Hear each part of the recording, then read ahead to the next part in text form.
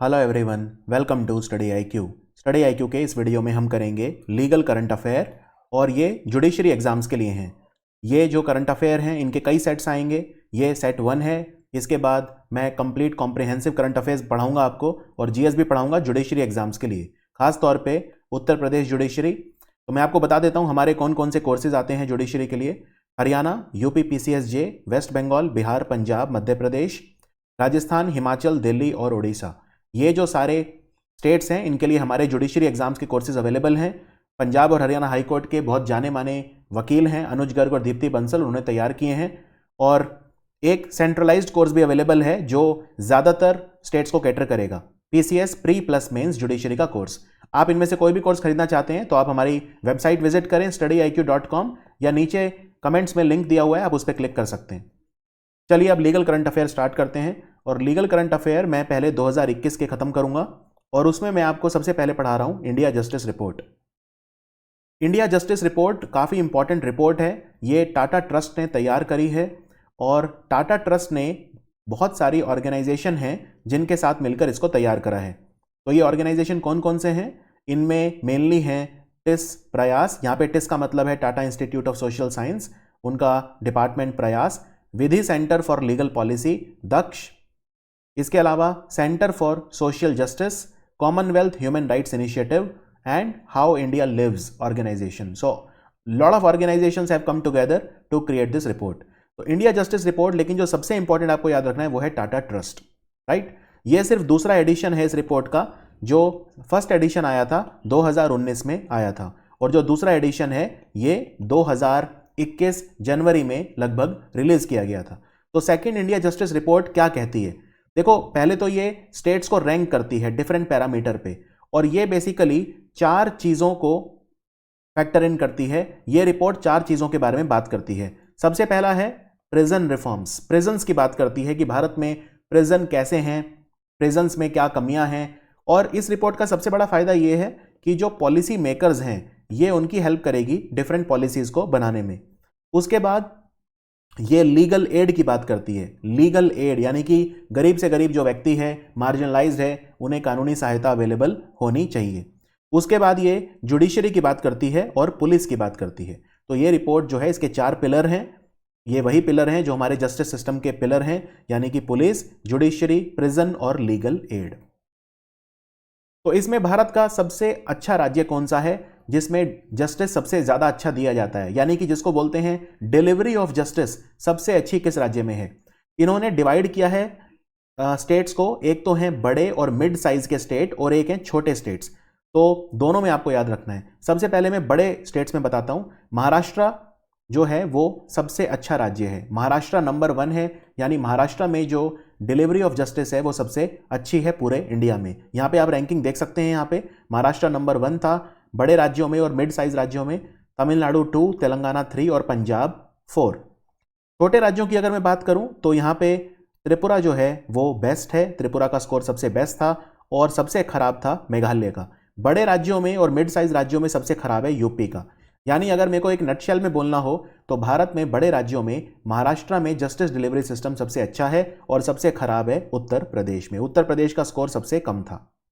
अब छोटे राज्यों की बात अगर हम करें तो छोटे राज्यों में त्रिपुरा का जो जस्टिस डिलीवरी सिस्टम है 7 स्मॉल स्टेट्स में वो सबसे अच्छा है और मेघालय का जो जस्टिस डिलीवरी सिस्टम है वो सबसे खराब है। तो ये तो बात हो गई जो मेन रिपोर्ट का जो सबसे इंपॉर्टेंट पॉइंट है और वो है डिलीवरी ऑफ जस्टिस। अब मैंने आपको लीगल एड की बात करी थी, राइट, कि लीगल एड जो होता है वो गरीब से गरीब आदमी को भी या मार्जिनलाइज आदमी को भी वकील मिलना चाहिए। तो इसके क्राइटेरिया क्या है? यानी भारत में फ्री लीगल सर्विस, मान लीजिए आप बोलते हैं कि मेरे पास उतना पैसा नहीं है तो मुझे सरकारी वकील मिले, राइट, तो उसके क्राइटेरिया हैं कि फ्री लीगल सर्विस को एंटाइटल्ड कौन है इंडिया में। तो यहाँ पे ये नालसा की वेबसाइट पे क्राइटेरिया दिया हुआ है, तो मैं आपको बता देता हूँ कौन कौन से हैं ये। देखो, सबसे पहले भारत में कोई भी शेड्यूल कास्ट या शेड्यूल ट्राइब वो उसको फ्री लीगल सर्विस के लिए वो एंटाइटल्ड है irrespective of his economic status. दूसरा, अगर कोई ट्रैफिकिंग का विक्टिम है, जैसे ट्रैफिकिंग कई तरह की होती है, ह्यूमन ट्रैफिकिंग जैसे बैगिंग है वो भी ट्रैफिकिंग में आता है, प्रोस्टिट्यूशन, ये सब ट्रैफिकिंग के केसेस हैं। So article 23 of the constitution में जो भी विक्टिम है ट्रैफिकिंग का, राइट, या कोई बेगर है as refer to article 23 of the constitution, तो उसको फ्री लीगल सर्विस मिलेंगी। कोई महिला है या बच्चा है, वुमेन या चाइल्ड, कोई मेंटली इल्ड पर्सन है, राइट, मेंटली इल, कोई इन सब केसेस का विक्टिम है, जैसे mass disaster, ethnic violence, caste atrocity, flood, drought, earthquake या इंडस्ट्रियल डिजास्टर। और अब यहां पे देख सकते हैं, अगर सुप्रीम कोर्ट की बात है तो जो 5 लाख रुपए से कम कमा रहा है, एनुअल इनकम जिसकी 5 लाख से कम है, और स्टेट्स की अगर मैं बात करूं तो हर स्टेट का अपना अलग क्राइटेरिया है। तो यहां पे मैं आपको फॉर एग्जांपल कुछ स्टेट्स का दिखा रहा हूं, जैसे आंध्र प्रदेश में अगर आपकी सालाना इनकम 3 लाख से कम है तो आपको फ्री लीगल सर्विस मिलेगी। अरुणाचल प्रदेश में 1 लाख है, असम में 3 लाख, तो हर स्टेट का अपना अपना स्लैब है। तो इससे आपको एक आइडिया हो जाएगा कि भारत में फ्री लीगल सर्विस जो है उसके लिए एंटाइटल्ड कौन है। अब मैं आता हूं इंडिया जस्टिस रिपोर्ट के दूसरे पार्ट पे, और वो बहुत इंपॉर्टेंट है, वो है वुमेन रिप्रेजेंटेशन, क्योंकि ये मुद्दा बहुत ज़्यादा डिस्कस हो रहा है कि महिलाओं का जो रिप्रेजेंटेशन है वो इतना कम क्यों है हमारे कोर्ट्स में। अब इसमें मैं सिर्फ जुडिशरी की बात करूंगा, मैं लीगल एड, प्रिजन और पुलिस की बात नहीं करूंगा, राइट, मैं सिर्फ जुडिशरी की बात करूंगा। तो जुडिशरी को इन्होंने 2 पार्ट में डिवाइड करा है, एक तो है हाई कोर्ट और एक है subordinate courts, right, subordinate courts. तो पहले हाई कोर्ट की बात कर लेते हैं। चलिए, हाई कोर्ट में अगर आप देखें तो ये वाली जो टेबल है ये हाई कोर्ट की है, ये वाली जो जुडिशरी की टेबल है इसमें लेफ्ट वाली हाई कोर्ट की है और राइट वाली सबऑर्डिनेट कोर्ट की है। तो इंडिया में सबसे अच्छा जो वुमेन रिप्रेजेंटेशन है किस हाई कोर्ट में है, और वो है सिक्किम में। आप यहां पे देख सकते हैं सिक्किम में, इनफैक्ट इस टेबल में सिर्फ एक सिक्किम ही है जो ग्रीन लाइट में है। सिक्किम में 1/3 यानी 33.3% वुमेन है। एक्चुअली सिक्किम का जो हाई कोर्ट है उसमें 3 ही जज हैं और उनमें से एक महिला है, तो 3 जज हैं सिक्किम हाई कोर्ट में, उनमें एक ही महिला है जिनका नाम है मीनाक्षी मदान राय, तो वो 33.3% हो गया, राइट। तो एक तरह से ये कैमोफ्लाज कर देता है या जो रियलिटी है उसको छिपा देता है। सच्चाई यही है कि इंडिया के जो हाई कोर्ट हैं उनमें जो महिलाएं हैं बहुत कम है। इनफैक्ट सिक्किम का एक अकेला हाई कोर्ट है जिसमें वुमेन 20% से ज़्यादा है, 33.3। उसके बाद अगर आप देखें सेकंड नंबर पे आंध्रा है, आंध्रा में 19%, यहाँ पे आप देख सकते हैं 19% महिलाएं हैं। यानी कि अगर क्वेश्चन आपसे एग्जाम में आ जाए कि भारत के बड़े राज्यों में, लार्ज स्टेट्स में हाई कोर्ट में सबसे ज़्यादा वुमेन रिप्रेजेंटेशन कहाँ है, तो आंसर हो जाएगा आंध्र प्रदेश, क्योंकि सिक्किम यहाँ पे आप देख सकते हैं छोटे राज्यों में काउंट होता है और छोटे राज्यों में बेस्ट है सिक्किम, और अगर ओवरऑल पूछें तो भी आंसर हो जाएगा सिक्किम, राइट। ये तो बात हो गई हाई कोर्ट की। अब हम बात करते हैं सबऑर्डिनेट कोर्ट्स में। सबऑर्डिनेट कोर्ट आप जानते हैं क्या होते हैं, मैं आपको एक टेबल दिखाता हूं। ये हैं सबऑर्डिनेट या लोअर कोर्ट्स भी इन्हें बोलते हैं। ये सिविल कोर्ट भी होते हैं, क्रिमिनल कोर्ट भी होते हैं और रेवेन्यू कोर्ट, 3 तरह के होते हैं। और एग्जाम में क्वेश्चन ये भी आता है कि एक डिस्ट्रिक्ट में सबसे ऊंचा कोर्ट कौन सा होता है, जैसे सिविल, क्रिमिनल और रेवेन्यू। तो सिविल की बात करें तो सबसे ऊंचा कोर्ट होता है कोर्ट ऑफ डिस्ट्रिक्ट जज। क्रिमिनल कोर्ट की बात करें तो सबसे ऊंचा कोर्ट होता है एक डिस्ट्रिक्ट में सेशंस, कोर्ट ऑफ सेशंस जज जिसे बोलते हैं। और रेवेन्यू कोर्ट की बात करें तो बोर्ड ऑफ रेवेन्यू। ये सबसे टॉप होते हैं एक डिस्ट्रिक्ट में, सबऑर्डिनेट या लोअर कोर्ट हम इन्हें बोलते हैं। अब यहां पे आप देख सकते हैं सबऑर्डिनेट कोर्ट की अगर मैं बात करता हूं तो उसमें बेस्ट वुमेन रिप्रेजेंटेशन कहां पे है। पहले बड़े स्टेट्स में देखते हैं, तो बड़े स्टेट्स में आप देख सकते हैं यहां पे कि आंध्र प्रदेश में सबसे अच्छा है 43.6%, ठीक है, आंध्र प्रदेश में सबसे अच्छा है। और छोटे स्टेट्स में अगर हम बात करें तो यहां पे आप देख सकते हैं गोवा में सबसे अच्छा है 72%, राइट। ओवरऑल गोवा, बड़े स्टेट्स में आंध्रा, बड़े और मिड साइज्ड, और छोटों में गोवा। ये है सबऑर्डिनेट कोर्ट में वुमेन रिप्रेजेंटेशन। इसमें सुप्रीम कोर्ट का नहीं दिया हुआ क्योंकि सुप्रीम कोर्ट में बस एक ही महिला है जो इस वक्त जो जज हैं, और उनका नाम है इंदिरा बनर्जी। इंदिरा बनर्जी जो हैं पहले मद्रास हाई कोर्ट की चीफ जस्टिस थी, और इंदिरा बनर्जी बस एक ही हमारे सुप्रीम कोर्ट में इस समय जज हैं जो वुमेन है। अच्छा, यहां पे एक और बहुत इंपॉर्टेंट चीज आपको याद रखनी है।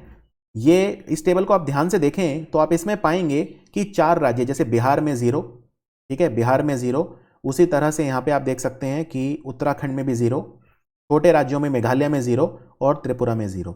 तो भारत के 4 हाई कोर्ट ऐसे हैं जिनमें एक भी महिला नहीं है। ये हैं बिहार, उत्तराखंड, त्रिपुरा और मेघालय। इनमें कोई भी वुमेन जज नहीं है। चीफ जस्टिस तो छोड़ ही दीजिए, कोई वुमेन जज ही नहीं है, राइट।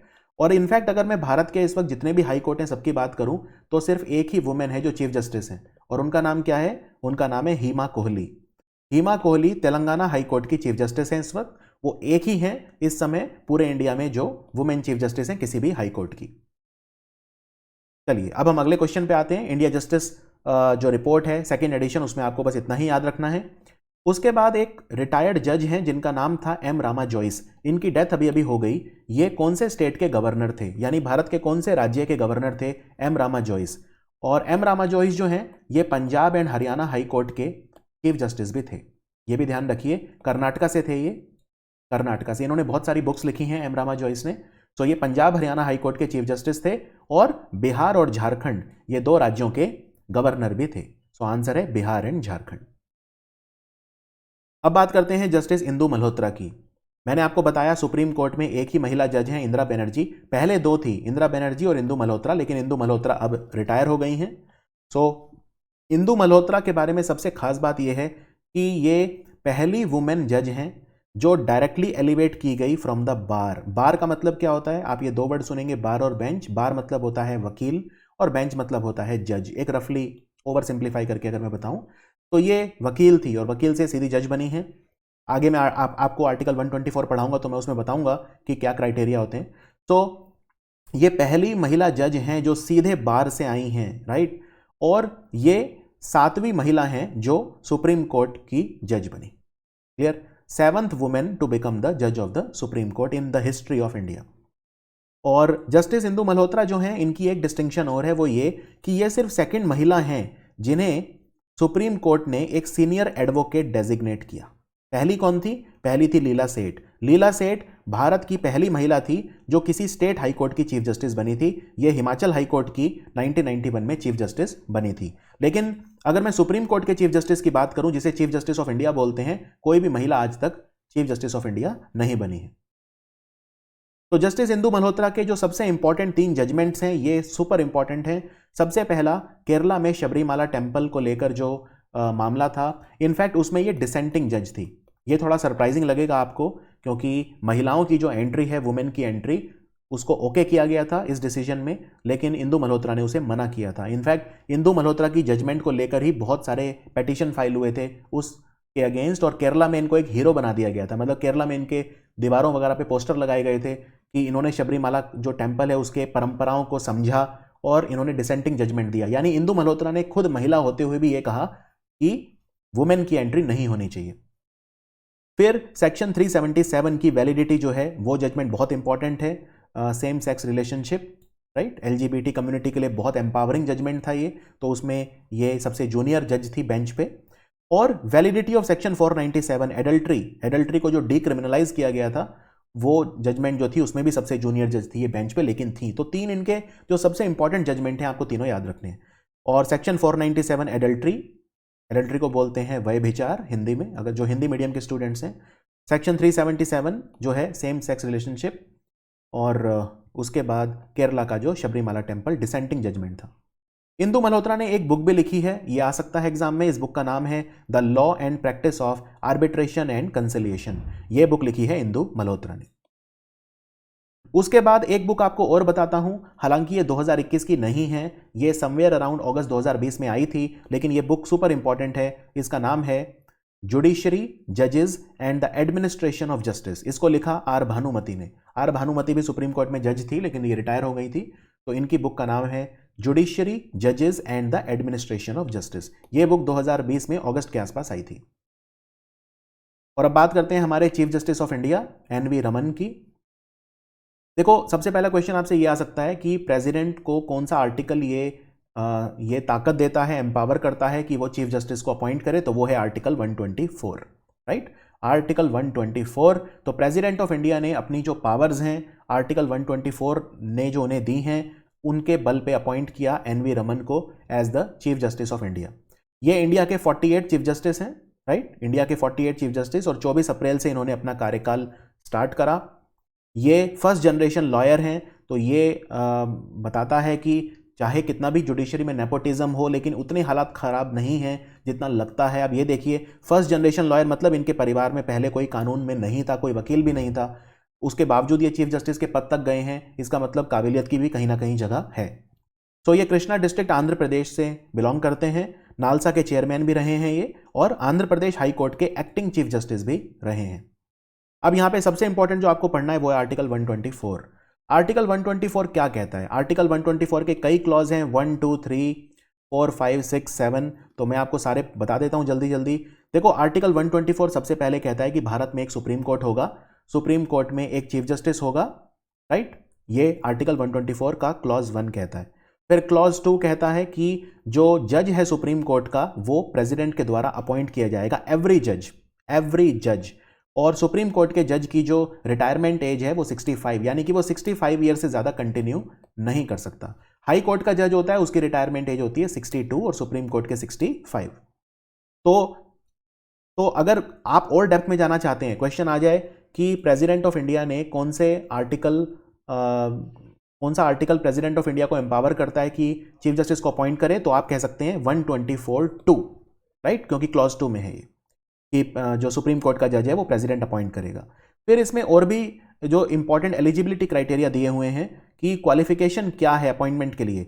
जैसे कोई भी सुप्रीम कोर्ट का जज जो है ऑब्वियसली सिटीजन ऑफ इंडिया होना चाहिए, उसके अलावा वो 5 साल, कम से कम 5 साल एक जज होना चाहिए हाई कोर्ट या 2 और मोर सच कोर्ट्स में लगातार, बीच में गैप नहीं होना चाहिए, और या 10 साल वो एक एडवोकेट, एक वकील होना चाहिए हाई कोर्ट में, या अगेन 2 और मोर सच कोर्ट्स इन सक्सेशन, या फिर वो हमारे भारत के राष्ट्रपति के ओपिनियन में एक डिस्टिंग्विश्ड ज्यूरिस्ट होना चाहिए। हालांकि इस क्लॉज को हमने अभी तक इन्वोक नहीं किया है। फिर क्लॉज 4 पे आते हैं। क्लॉज 4 बताता है कि वो उसको रिमूव कैसे करना है, और उसमें लिखा है कि ऑर्डर ऑफ द प्रेसिडेंट से वो रिमूव होगा, लेकिन ऑब्वियसली उसका एक बहुत लंबा क्राइटेरिया, उस पर हम नहीं जाएंगे इस वीडियो में कि कैसे रिमूव होता है, उसमें स्पेशल मेजॉरिटी के बाद, और वो पूरा बहुत लंबा प्रोसीजर है, लेकिन उसे प्रेसिडेंट अपने ऑर्डर से रिमूव कर सकता है after an address by each house of the parliament supported by majority, और वो स्पेशल मेजॉरिटी होती है 2/3। उसके बाद फिर क्राइटेरिया भी दिए हैं, जैसे मिसबिहेवियर या इनकैपेसिटी, तो ये दिए हैं क्लॉज 5 में। यहाँ पे क्लॉज 6 में दिया है कि उसे ओथ जो है वो प्रेसिडेंट दिलवाएगा, तो जो ओथ है सुप्रीम कोर्ट के जज को वो प्रेसिडेंट दिलवाता है। और बस यही आपको याद रखना है आर्टिकल 124 में। तो ये था हमारा लीगल करंट अफेयर का सेट 1। मैं आपको याद दिलाना चाहूँगा, हमारे बहुत ही शानदार जुडिशरी के कोर्सेज आते हैं इन एग्ज़ाम्स के लिए, इन स्टेट के जुडिशरी एग्ज़ाम्स के लिए। इस पर हमने स्ट्रेटेजी वीडियोस भी बनाए हैं, जो टॉपर्स हैं उनके इंटरव्यू भी हमारे चैनल पे अवेलेबल हैं। आप उनमें जैसे गुजरात रैंक 1 या यूपी पीसीएस में तो बहुत सारे जो जुडिशियल ऑफिसर बने हैं उनके इंटरव्यूज़ अवेलेबल हैं। दिल्ली जुडिशरी के लिए भी आप उनको देख सकते हैं। और कोई भी कोर्स अगर आप खरीदना चाहें तो नीचे डिस्क्रिप्शन में लिंक दिया हुआ है, and I hope it helps you in your quest to become a जज। So thank you for watching and wait for set 2। Set 2 जो होगा बहुत जल्द मैं लेकर आऊँगा। Thank you for watching.